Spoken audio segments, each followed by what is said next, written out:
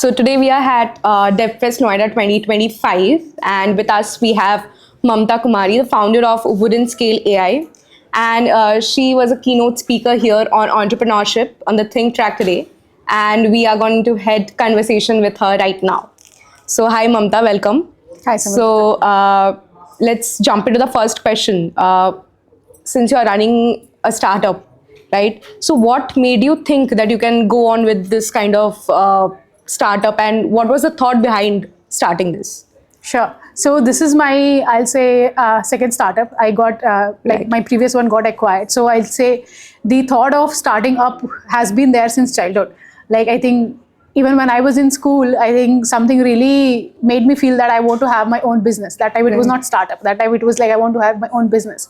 So I think since it's been more than 15 years since I wanted to start. And even though like after starting up for the first time after acquisition, I felt that I'm really tired and I need break. But I think within a month, I knew that this is what keeps me happy and this is who I am right now. I identify myself as an entrepreneur and that's what makes me happy. And this is a way of life for me as of now.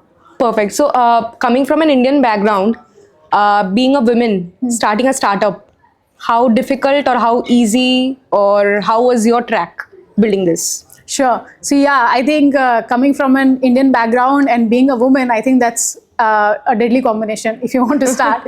So obviously the first thing that you have to kind of fight with is the mindset of your family, Right. because obviously this is considered to be something very risky. I was working for I have worked for companies like Samsung and Amazon, and that's where most families think that you have already achieved a lot.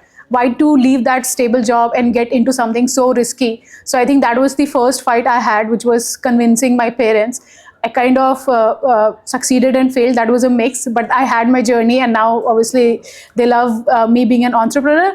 Yes, as a woman, I'll say that there are a lot of things that come up. Like in my previous startup, I had a co-founder who was obviously he was a male, and wherever you sit on the table, by default, people will look at him and talk to him. But I think time and again you have to kind of raise your voice, put your voice on the table and show it to the people that I already also exist, and eventually people start kind of appreciating your presence in the room and actually at least identifying that yes, you are also there. Right. And you start making your place in the entrepreneurship world. Right, awesome. And what do you feel about the opportunities women and men have even today in the tech domain? Yeah. How people perceive them as like if a woman is starting a startup, maybe a man is starting a startup, what is the difference which still exists in our society? Like, have you faced any challenges or anything you want to share? Yes. So I'll say that I didn't face any major challenge, but yes, what I faced was, like I said, a very subtle difference in behavior between me and my then co-founder. That's what I saw. And even today, if you will see the stats, so like right now I'm a solo female founder, then the stats of solo female founder getting funded is very, very low. Right. Because, they have their own reasons. And when it comes to tech world, again, if I might say something that comes from 10 years back, because that's when the placements happen. This was very generic that, even if you're working for the same company, you have cracked same placement interview, but it just feels that it was easy for the female to get that interview just because it was a female.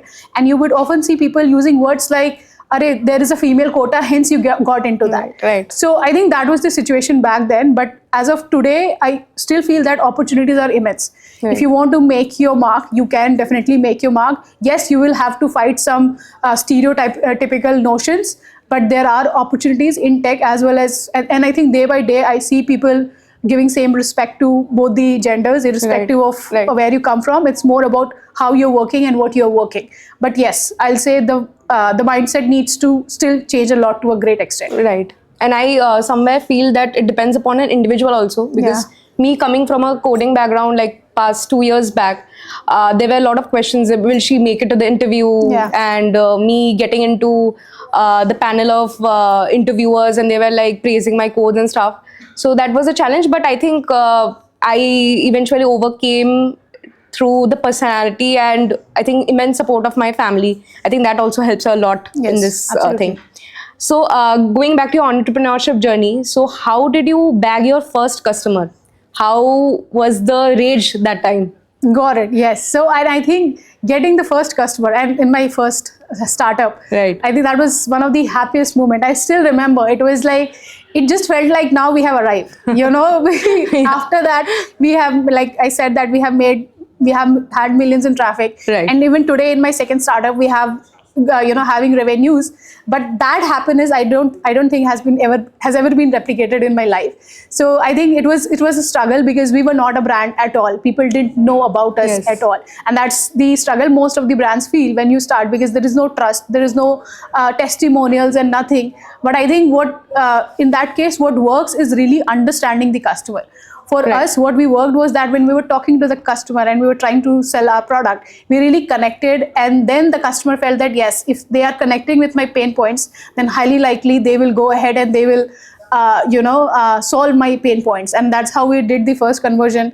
And it was this very small conversion of 8,000 rupees, but we remember going to the moon and feeling like yes, we have won in life. Alright, yeah. So it was amazing. Yeah, coming back to entrepreneurship journey again. So do you feel that your previous company getting acquired helped you to build something even more stronger right now you are associated with? Got it. So, when I started, I always felt that a business is successful when you are able to make it really big. Too big to an extent. Either you are running it for your life, or for that matter, you're going for an IPO. The acquisition was never in my mind, and actually, as many people think that you get acquired only after certain thing is not working. That was my mindset, that getting acquired was not a good thing. But as I did and I got into the field of entrepreneurship, I realized that every time you are out into the market for raising, you will get acquisition offer. And acquisition is one of the ways in which founders actually make money. So it's also like, a lot of founders, if like since we did it for the first time, we were also very tired because we didn't have the idea how to, like, we were completely, working on it 24 hours, 7 days a week, because that was our first time.